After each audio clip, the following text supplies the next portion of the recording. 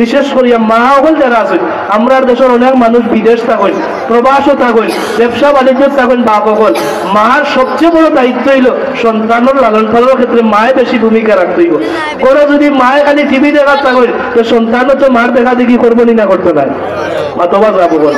মা যদি কোরআন শরীফ পড়নেওয়ালা হয় এই সন্তানটা কোরআন শরীফ পড়নেওয়ালা হইব। মা যদি আল্লাহওয়ালা হয় সন্তানিটা আল্লাহওয়ালা হইব। আজকে সিজা ছাড়া উপায় নাই, পেট খাটা ছাড়া উপায় নাই।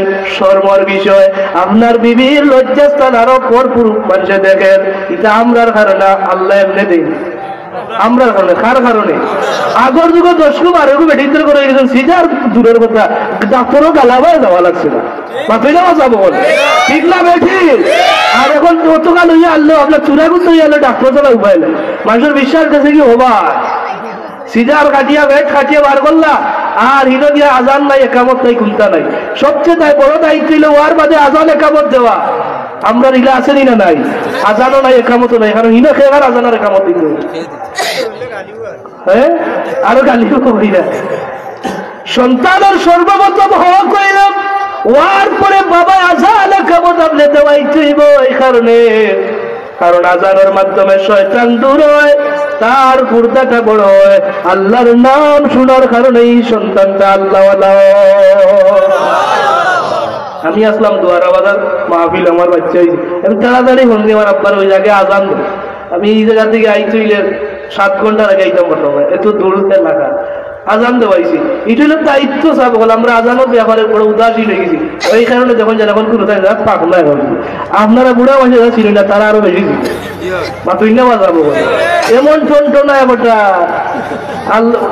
আগর আদব খাই দাও এটার কমি যার হয়নি না হয় না কি সত্তার নাই, এগুলা নাই। সেদিনে খানাই ঘাটে যেটা কুয়াতে গেলাম অতটুকু নিয়ে কুয়াইছে আমার, আমি যে গেলাম আমার গালাত খালি বেড়ে তুই বড়ইয়া খিত হইতে আমার উঠিয়া করে আমি বড়ইয়া জিত হইতাম। খিত হইতো জিত, জিত আর মিলাইতাম পারিয়ান না, মানে জিত কি তা কইবে।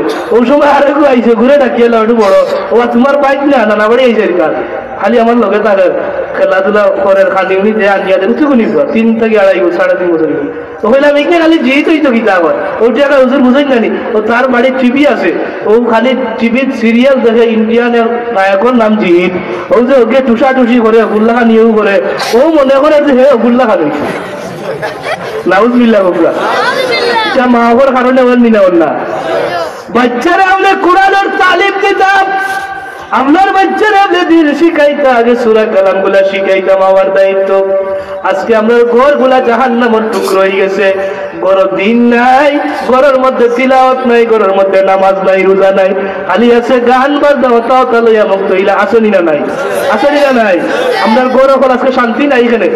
আল্লাহ রাব্বুল আলামিন এই ঘরগুলারে শান্তির জায়গা বানাইছেন, কারণ মানুষ সারা জীবন যখন সারা দিন ক্লান্ত হইয়া পরিশ্রম করিয়া বাড়ি খায়, যখন ঘরের মধ্যে বাচ্চা কাচ্চার মুখ দেখে এই বিছনার মধ্যে যখন ঘুমায় তার অটোমেটিক ঘুমায় আয়নি না যা।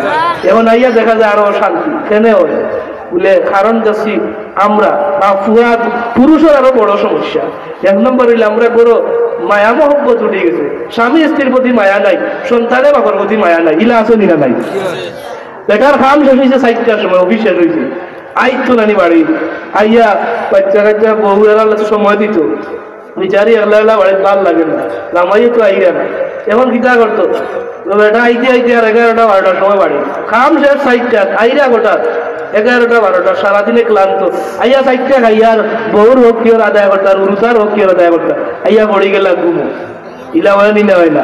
এখন দেখা গেল যে সকালে উঠি আবার রোয়ানা, ফুয়ার লোকে বাপু ফুড়ির লোকে দেখা সাক্ষাৎ হন না, ঘুমে যান, বউর লোকেও সময় মতো হন না। বিচারি একলা বইয়া বইয়া টিভি দেখে, সিরিয়াল দেখে, রতা দেখে, এটার প্রভাব সন্তানের উপরেও পড়ে। ভাল লাগে না কিতা করতে। আজ যদি আমরা যারা পুরুষ যারা আপনি আপনার বিবির সময় দিতাম, আপনার বিবি পরকীয়ার মধ্যে লিপ্ত হইত না। আপনি যদি আপনার ছেলের সময় দিতা, এবছর ছেলের লোকে চলত না, নষ্ট হইত না। আপনার মেয়েরে যদি সময় দিতা, গড়াইতা আইয়ার লইয়া বইতা, বিবি বাচ্চা আপনার লইয়া কইতারে বাবা তুই দেখি আলহামদুলিল্লাহটা হোক, এসার নমাজ পড়িয়া অজু করিয়া এক জায়গার মধ্যে বইয়া যদি আপনার তুমি আলহামদুলিল্লাহটা হোক, বড় বড় হইয়া তুমি লীলাবি গো, ইগুরে হইলা আত্মীয়তা গো, ইগুরে হইলা অতা গো, ও যে একটা জান্নাতি পরিবেশ করলাম, ইগরটারে আপনি দিনের মার্কাজ বানাইলা। যত সময় পর্যন্ত এইরকম শিক্ষা দীক্ষা এই ঘরের মধ্যে চলবো, আল্লাহর আসমান থেকে রহমতার বরকত এই ঘরের মধ্যে নাজিল হইতে থাকবো। তখন এইগুলো শান্তি আইব, এগুলো রহমত আইব। রুজি করে ফুলসায় ধরে না, ইলা আসল ইলা নাই কিতা করতে হবায় আলী হবায় যায়, তোমার কারণে যায়। তুমি এই ঘরটা জান্নাতি ঘর বানাই না, এই ঘর তুমি হক আদায় করতে না, তোমার সন্তানের হক আদায় করতে না। আল্লাহর কাছে দোয়া